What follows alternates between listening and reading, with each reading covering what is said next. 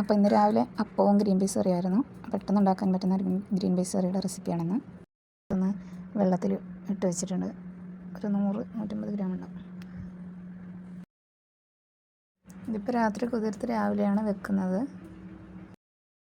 അതിലോട്ട് ഒരു വലിയ ഉള്ളി, 3 പച്ചമുളക്, ആവശ്യത്തിന് വെള്ളം ഒഴിച്ചിട്ട് ഒരു 4 വിസിലിനൊന്ന് വേവിച്ചെടുക്കുന്നുണ്ട്.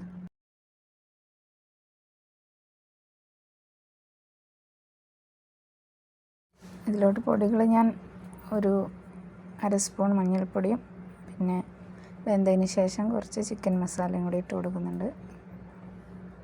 വേറെ മുളക് പൊടി അങ്ങനെയൊന്നും ചേർക്കുന്നില്ല. ഇത് തേങ്ങ ഒരു കൈ തേങ്ങ പെരുംജീരകം ചേർത്ത് അരച്ചെടുത്തതാണ്. അതും ഇതിലോട്ടൊന്ന് ചേർത്ത് കൊടുക്കുന്നുണ്ട്. ഇതിപ്പം നല്ലപോലെ വെന്തിട്ടുണ്ട്.